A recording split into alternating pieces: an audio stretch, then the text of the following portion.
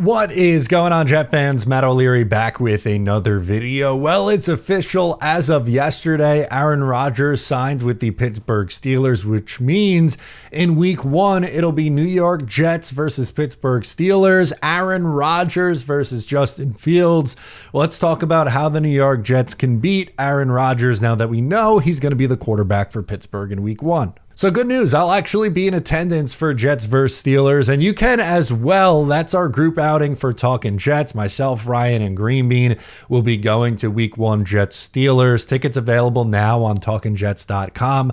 Full package includes the tailgate beforehand with Tailgate Joe, food and drink, including alcohol included, a ticket to the game, and an experience. We're still working on what the experience actually will be at this point. Last year, we went on the field at halftime. It was a lot of fun.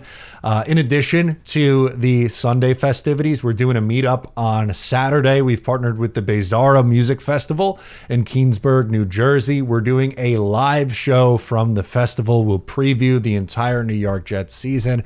It'll be live streamed, and tickets are available for the festival on our website as well.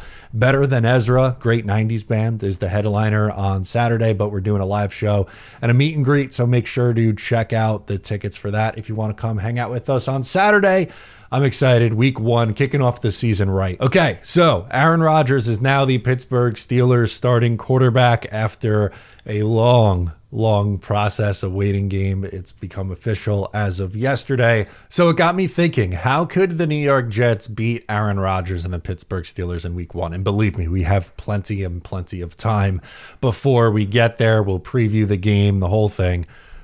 Again, but this is very early, but initial gut reaction, my thought was get pressure on the quarterback by blitzing. Think about it last year. Aaron Rodgers quarterbacked the New York Jets for 17 games. The games that he struggled in, two jump out to me, were against the two most blitz-heavy teams in the NFL. Against the Denver Broncos in week 4, another game we were at, and against Minnesota in London in week 5. So the Pittsburgh Steelers have some question marks on the offensive line, specifically Broderick Jones at right tackle, who was taken over Will McDonald in the 2023 NFL Draft. The Jets then take Will McDonald. McDonald beats him for a sack last year in the game that they played each other. I think Will McDonald could potentially have a huge game in this one coming up against the Pittsburgh Steelers, but they're going to have to blitz and do it creatively.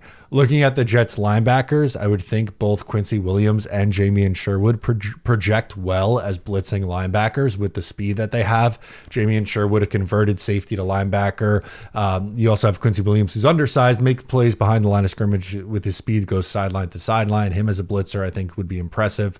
And then you can maybe even mix in like a Michael Carter slot corner blitz.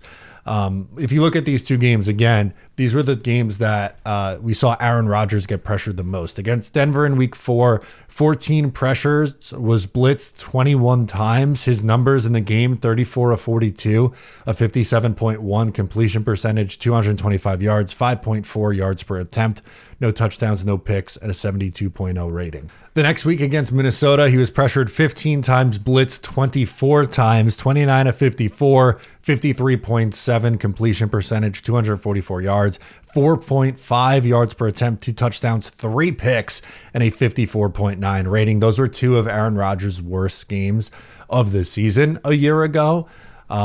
And it just adds the extra element because it's a revenge game for both quarterbacks, right? Like Rodgers played with the Jets last year, Justin Fields played with the Steelers last year. And then on top of that, too, you had the comments from Aaron Rodgers on Pat McAfee about Aaron Glenn. So there's a little bit more extra juice added to this game after everything that happened. And look, I get it. There are Jet fans who really wanted Aaron Rodgers back and they think he's going to, drop 30 points on the Jets and the Steelers are going to blow him out. Anything's possible, but what we saw last year, Aaron Rodgers at 40, turning 41 in December, really limited, mobility-wise, and in the games that he was pressured and blitzed, really struggled. And I think another year older, sure, you can make the argument removed from the injury, but he's going to another year removed from the injury, but he's going to be 42 years old. At some point during the season, he turns 42.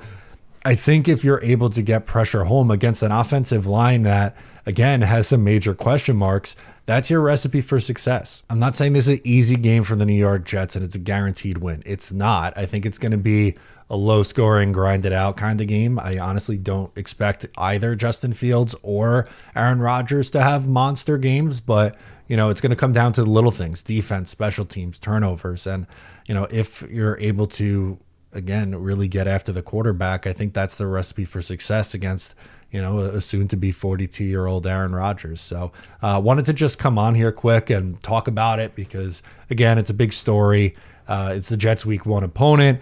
They'll say it's just another game, but it's a big deal. And I'm sure the environment's going to be awesome. So reminder, check out tickets on talkingjets.com. They're available now. I'm Matt O'Leary. Subscribe if you're new to the show, and I'll catch you next time.